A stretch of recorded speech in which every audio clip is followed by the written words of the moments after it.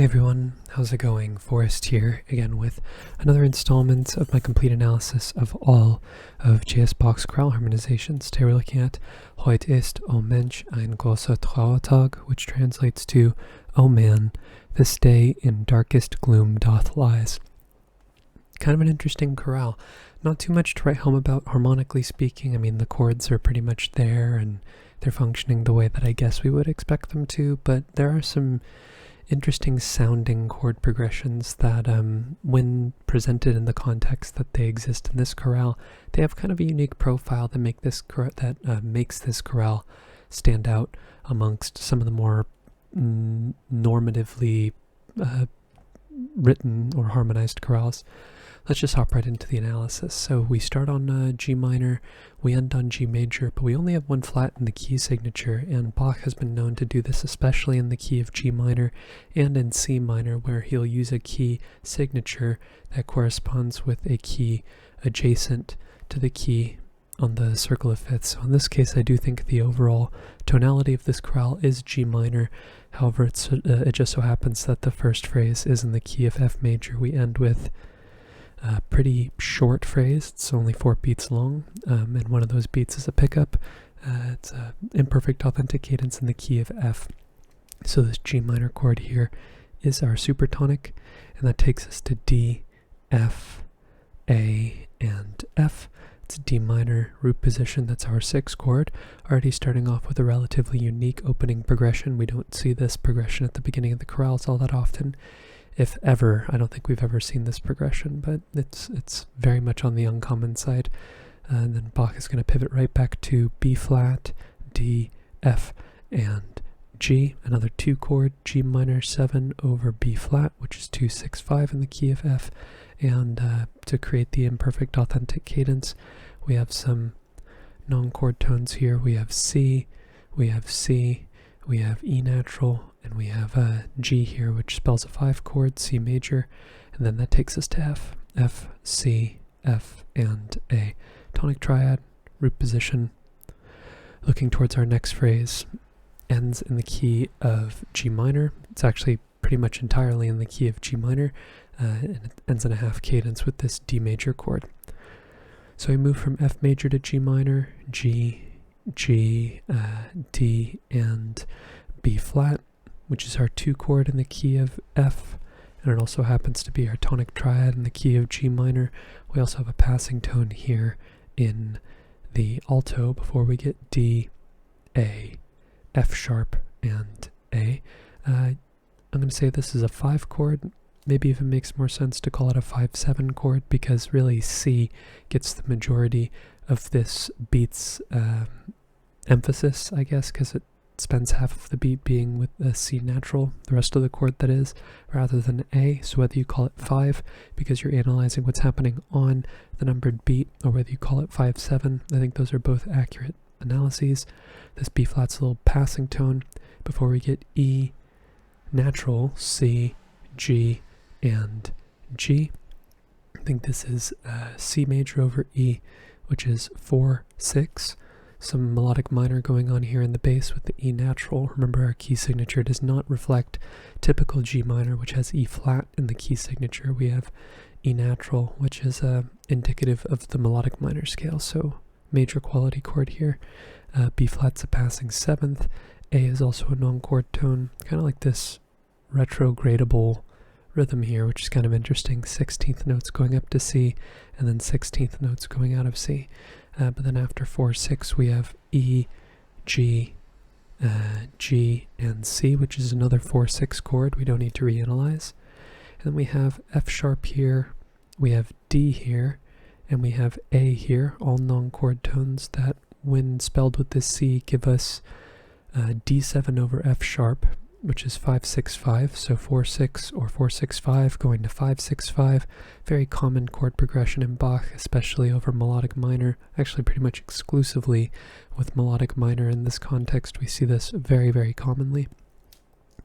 And then we would expect that to resolve to G minor, which it does. G, D, G and B flat, this A being a 9/8 suspension over the bass. 9/8 suspensions over the bass are very common with root position tonic triads especially, but just root position chords in general.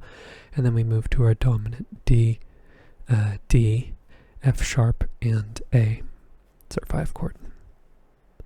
Okay, then we have the longest phrase in the entirety of the chorale here, which takes us to the key of B flat. It ends in an imperfect authentic cadence, and I think we have a direct modulation to B flat here.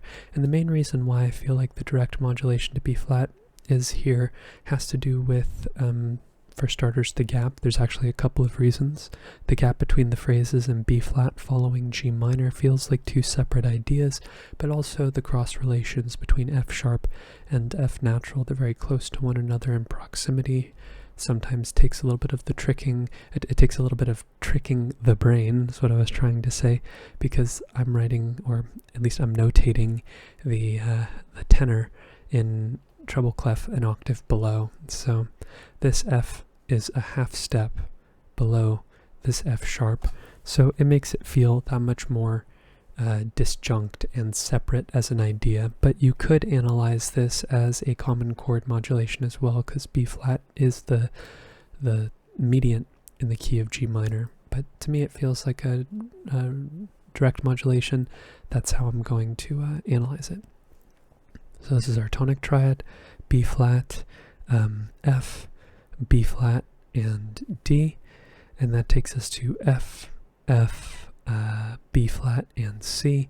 We know that an F major chord's being implied here. The resolution will happen on the and of the beat, and that's our 5 chord, with a little delayed passing 7th here in the tenor before we get G, D, A, and B flat, this A being a 9/8 suspension over the bass.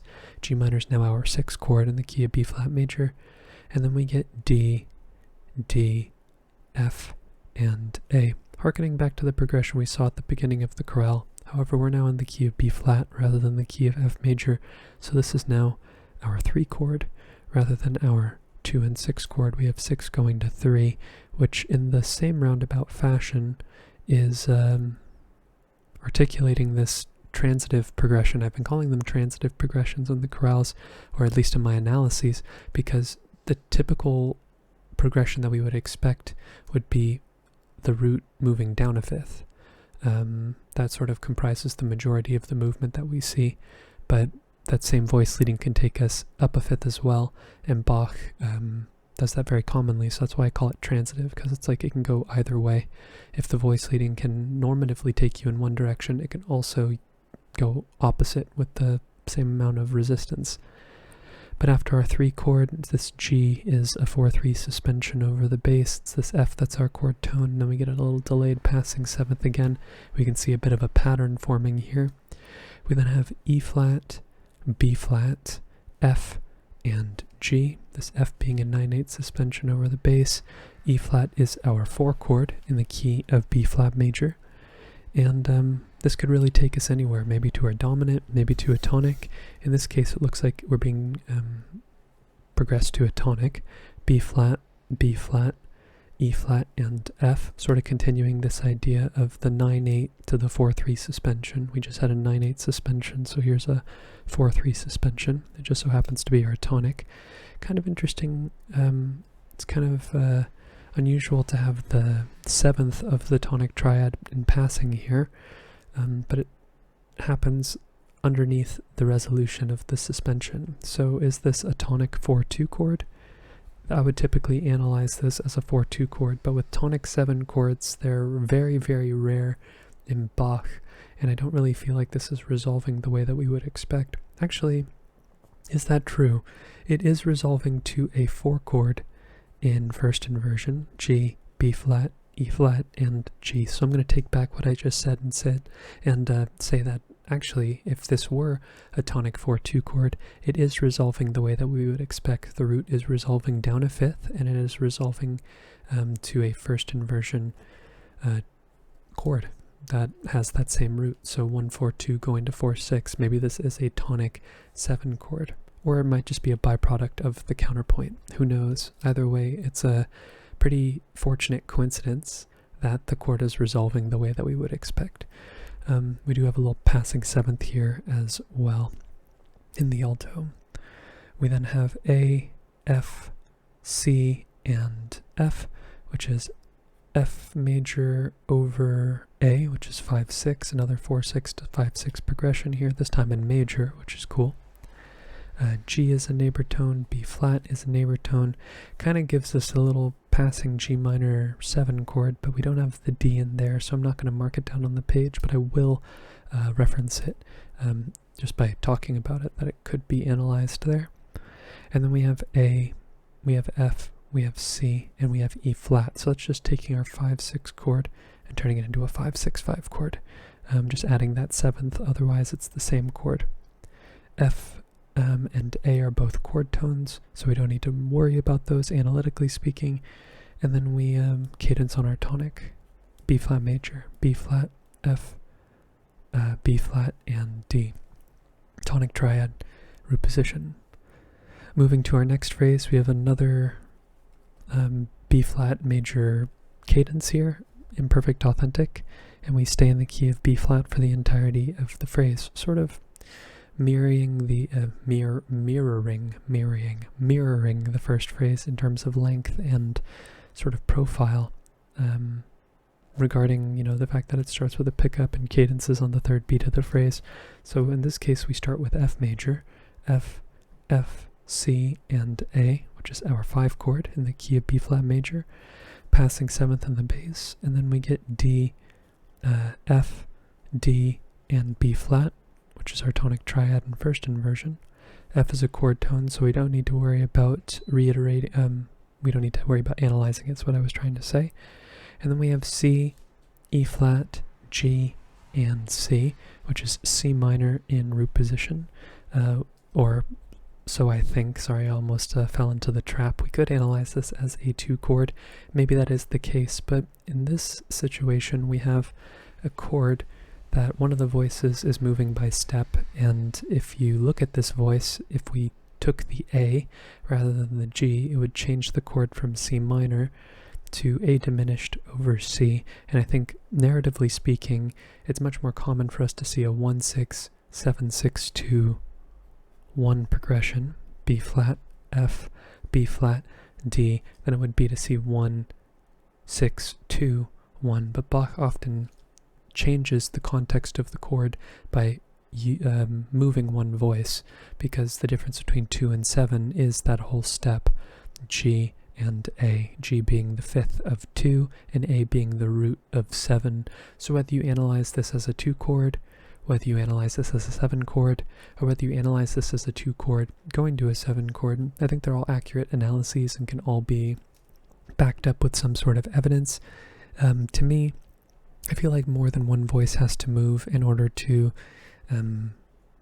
insinuate a chord progression in a subdivided fashion. I think one voice can move over 2 beats and a chord progression can occur, but over the span of a passing tone on one beat, I feel like there needs to be more activity, at least 2 voices moving, typically with the bass moving as well, but not necessarily.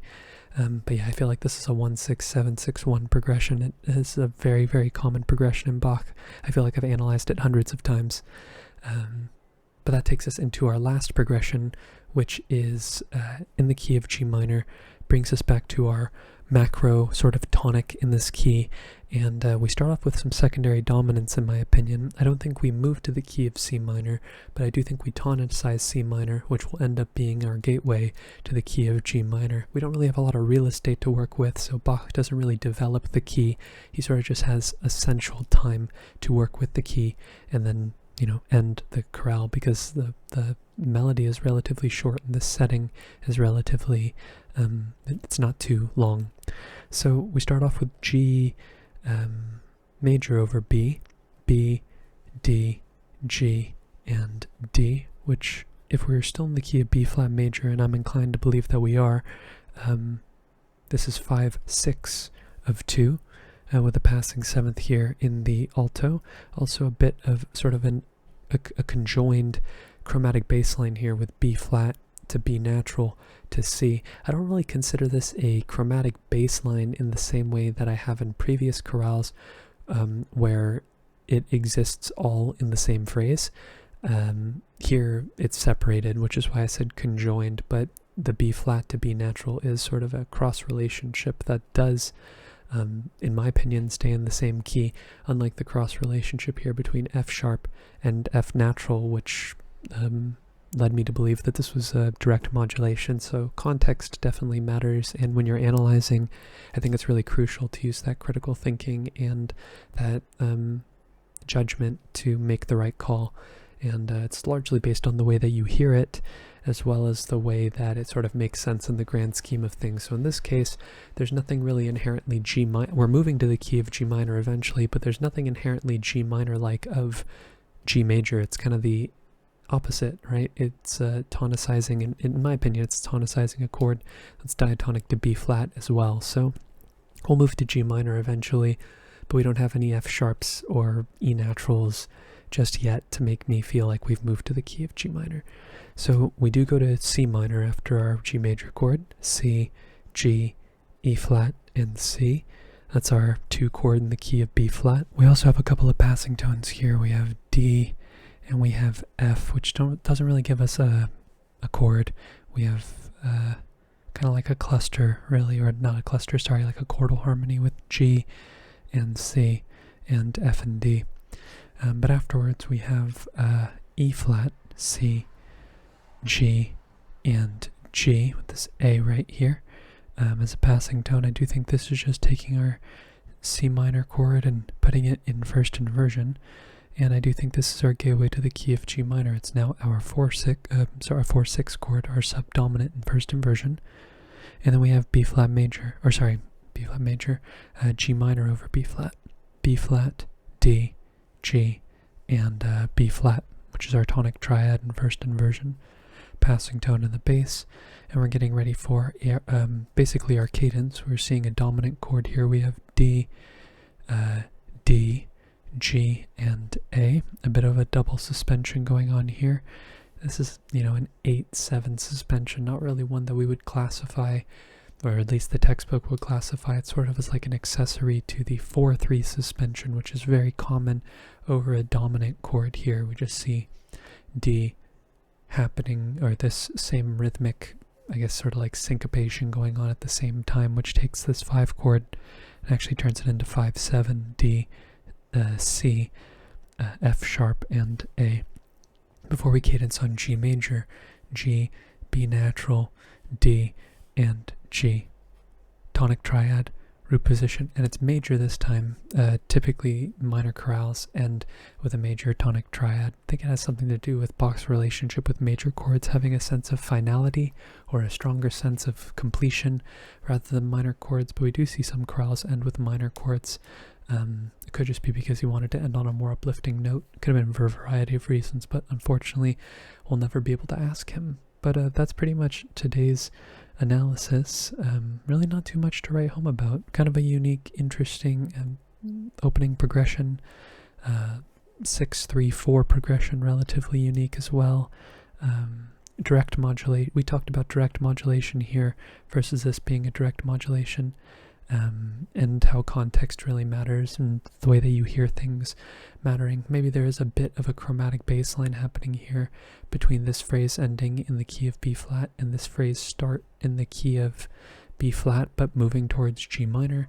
But other than that, this is a perfect example of there being a context differential between what's going on in this phrase and what's going on in this phrase. If you're interested in following me along on the journey to analyze all of Bach's chorale harmonizations, feel free to subscribe to the channel, hit the notification icon, and like the video if you enjoyed the content. Thank you so much for watching and supporting the channel by doing so. I look forward to tomorrow's analysis, and I hope you take care.